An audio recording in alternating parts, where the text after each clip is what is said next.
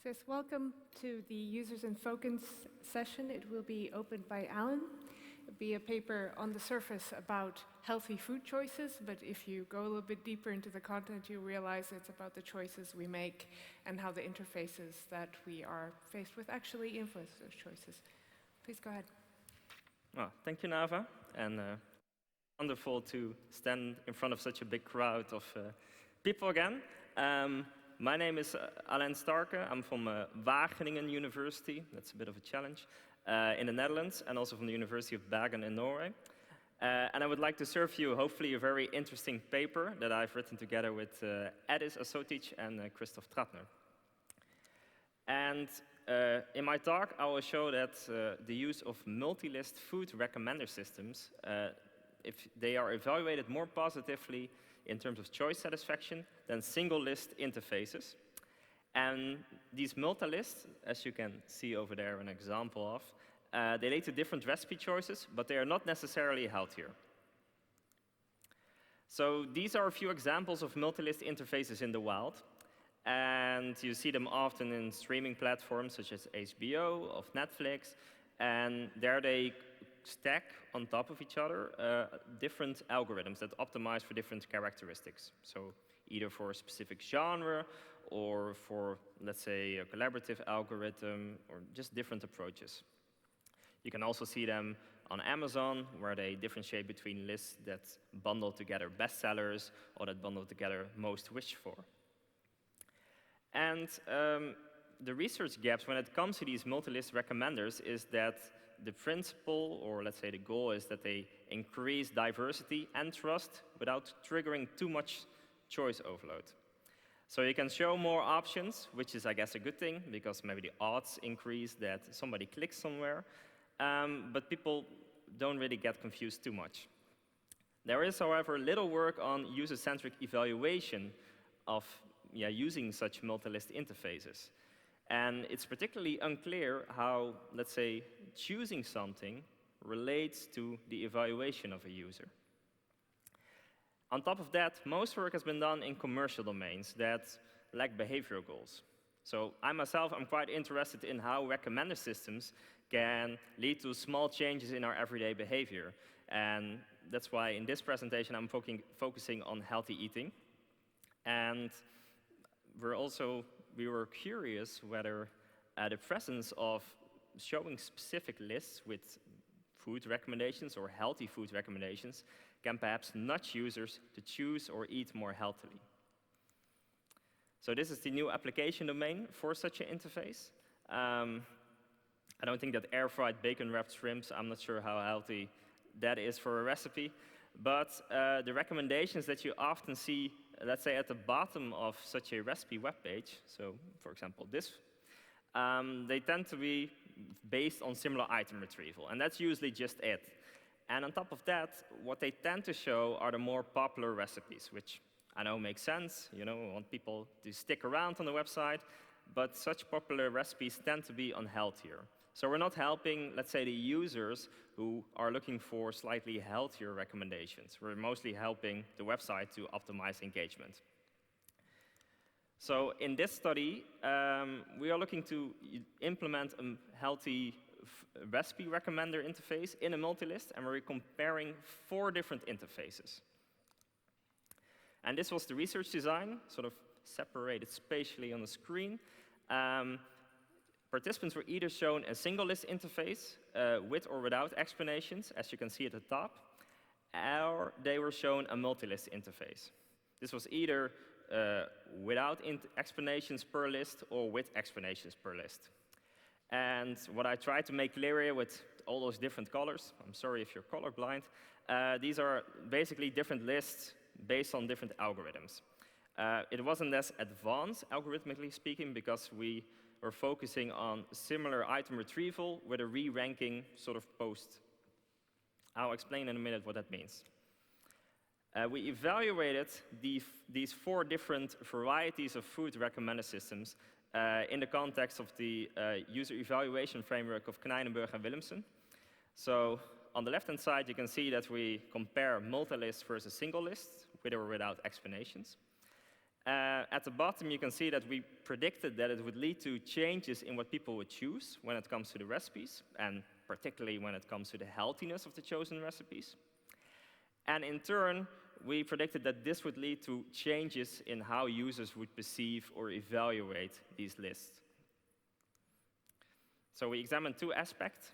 So does it lead to different choices in terms of healthiness? And which sublist of these things that are stacked on top of each other do users choose from?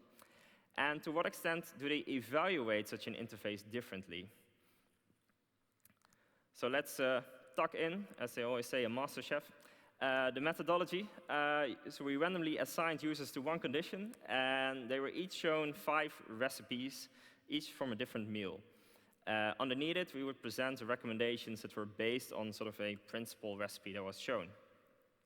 And for each, eventually they were asked to evaluate what they had seen in terms of diversity, understandability, choice difficulty, and choice satisfaction. And we assessed the healthiness of chosen recipes using a FSA score. This is an aggregate health metric based on different nutrients, so fat, sugar, salt. And important to remember, the lower the score, the healthier a recipe. This is sort of a snapshot of what the interface looked like. So at the top, you can see, the text is, well, it's such a great screen, you can even read this crappy screenshot. At the top, you can see the recipe that we were showing, and then underneath were the recommendation lists. So this was a part of a MultiList Recommender. And these lists, we had 5 different varieties. So we either had a similar list that was just optimizing for that. We had 3 lists that would have similar, would start with, let's say, the top 40 similar recommendations and then re-rank them based on either calories, carbohydrates, or fat from low to high.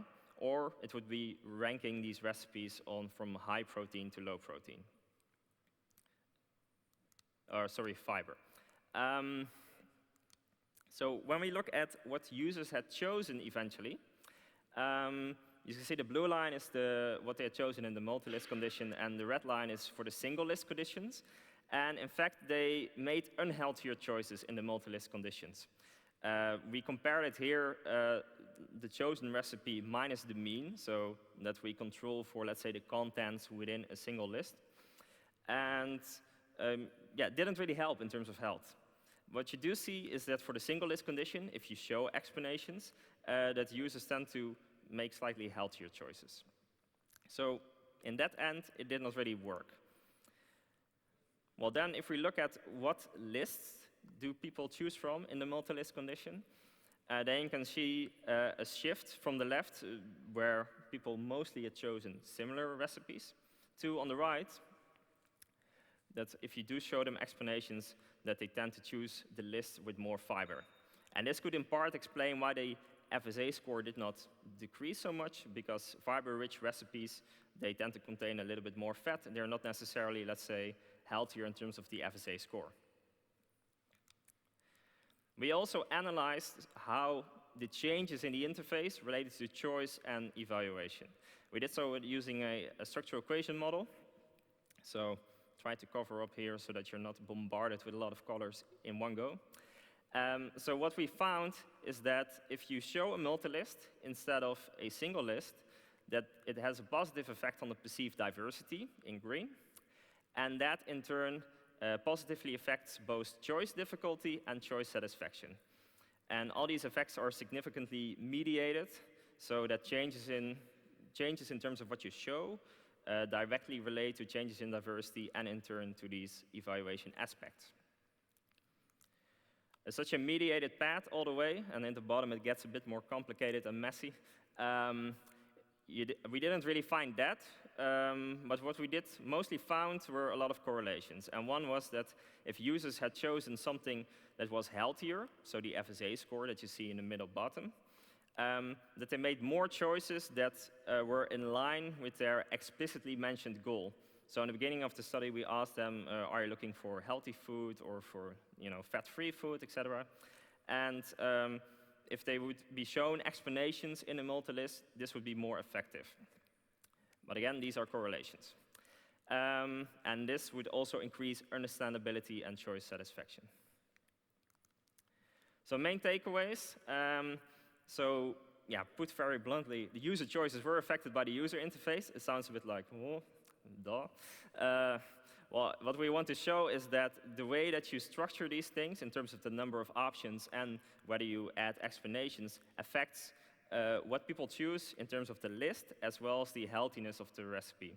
So there were like secondary things that were also changing and not only the specific things that were chosen. When we look at the multi-list, we saw that both choice difficulty and diversity increased, but also choice satisfaction. And then there are these classic choice overload studies where difficulty and diversity increasing, that often happens, but that choice satisfaction also increased, that's a bit rarer to find, and let's say one work in RecSys did find that as well. And we would like to continue with this work. The recommendation approaches were now quite simple in the sense that we had similar item retrieval and we just re-ranked in different lists. I think we can do a better job in that. And we also want to work with more explicit user goals so that users can be served even better and more tastier food, hopefully. So that was it for me. I must say this is a very healthy chocolate cake, so just to reassure you. And questions are welcome. Thank you for listening.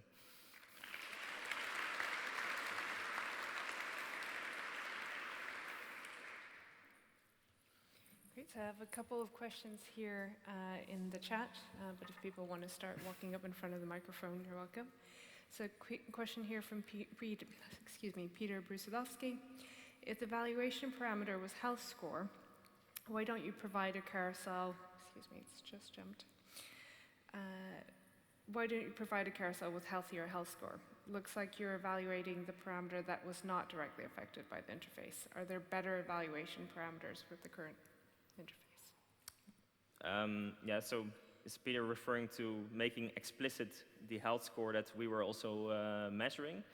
Because that could of course be an option. I think what some studies do is that they provide labels as you would also find on food products. For recipes, it's a bit rarer to find, but it might serve as an additional nudge for at least the users that are specifically looking for healthier food. Great. By the way, one quick question for the AV team. There's been a question about the closed captioning, so if you could just have a look at that if you haven't. Maybe to take a question from Martijn in the audience? Yes, thank you, Alain. Can you go back to your structural equation modeling? Yeah. So I was surprised to see that perceived diversity increases difficulty, choice difficulty. Because I think we have seen in many studies that if you increase the diversity, you reduce the difficulty, right? Yeah, and some of them, yes. So I think in most of them, so. Okay. So do you have any idea why that might happen, or? I think that the diversity increased mostly between, let's say, having 25 options and 5 options, so that's where sort of the effect is stemming from. And since it is also fully mediated, I think it's mostly loads on the fact that the number of options sort of dramatically increases. So it's not only maybe a matter of the number of things, but also maybe how it needs to be depicted on the page, because it also enlarges it and maybe people take a bit longer to look through all the options. So that was what I suspected for it. Okay. Thank you. Maybe one last question, try and make it quick here. A question from Anthony Jameson. You said that there were users who said they were interested in healthy recipes, right? What you're saying, your area of future work is also by intention setting. Do I understand correctly that these users had an easier time finding healthy recipes with the multi-list? If so, do you regard that result as a success? Follow up from me personally, how do you think one should model this expertise or interest to make it meaningful? Yeah, good question. I think let's say now the interfaces are, so one thing is that the interfaces are now of course fixed because it was an experimental design. I think that the type of list that you would show, that you should also try to personalize that in line with any goals that people would have, either explicitly or explicitly, or implicitly, explicitly. yeah, on top of that, I think that this was mostly as a, let's say, the designer of the system, I had a goal of trying to facilitate these healthy recommendations and healthier users. So the group was just internet source participants with not a specific pre-filtered goal, but yeah, seeing that those that were interested in it also had a better time of finding it and were satisfied with it, that sounded as success to me. But. Thank you. Let's thank the speaker and